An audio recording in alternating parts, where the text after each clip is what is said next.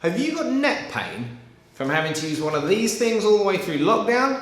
Well, in this video, I'm going to give you a few tips and tricks to help reduce that. Check it out.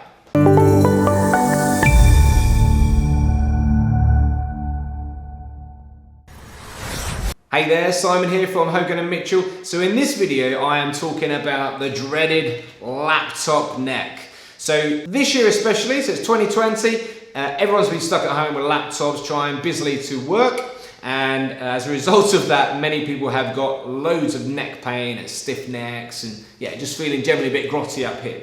So I'm going to show you some few things that you can do at home to try and reduce that impact on you and try and get rid of some of that pain. So here we go.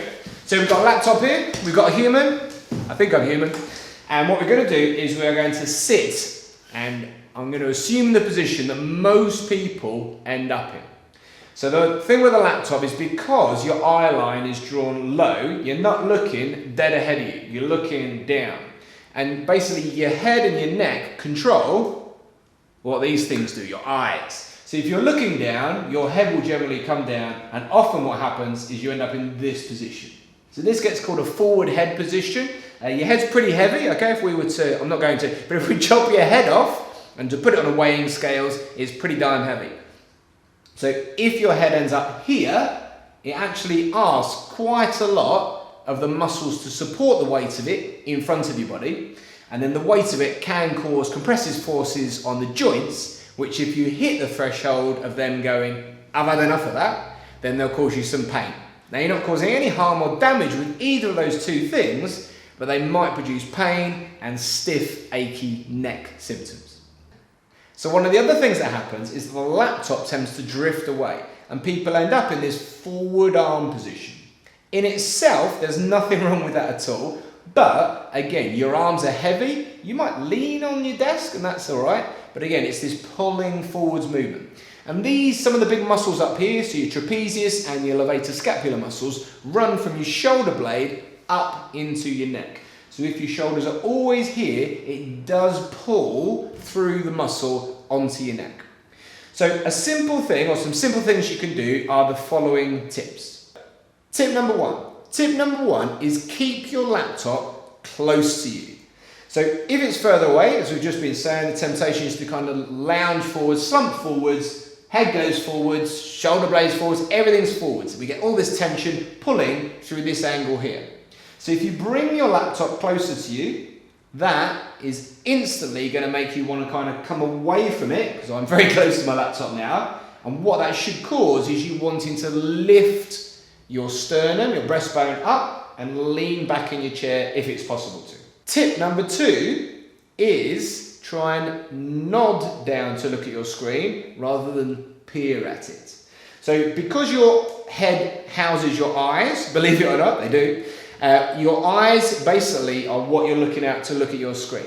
So a simple thing to do is when you have it close to you and you've lifted your chest up, is that you roll your head down so you look like this as opposed to here. Now I'm not doing this weird double chin thing. All I'm doing is nodding as if I'm saying yes, and that puts my eyes here and I've got my weight on my head a little bit more over my neck and my body rather than forwards, okay? Tip number three. Tip number three is try and keep your shoulder blades open. So you shouldn't have to force them into position, you just got to think about it a bit. And the two tips already should mean that your body's already kind of rested back a bit, your head's back on top of your shoulders, so you've already reduced loads of the tension through your neck and shoulders. So this third tip is really about the shoulder blades and then knock-on effect then on the muscles between the blades and the neck. So the third tip is try and get your upper arm so it hangs down by you. So if you were stood up, if you were just stood and you weren't doing anything with your arms would just hang by your sides. So the only real change when you use a computer should be the bend at the elbow. So resting in that position means that the shoulder blades are fairly familiar with that position from walking and doing other stuff, and they go, oh yeah, I know this position, I can cope with this. Whereas if your shoulder blades start to come forwards, again you've got the weight of them, you've got the tension pulling through here, and again you get that kind of compressional force in terms of the joint, and you get that pulling, loaded tension in terms of the neck. So purely keeping your arms back here, being in this position, nodding your chin, hey presto, you've got 3 tips straight away to try and reduce any tension through that area. Now, tip number 4 is move. So there's no such thing really as bad posture.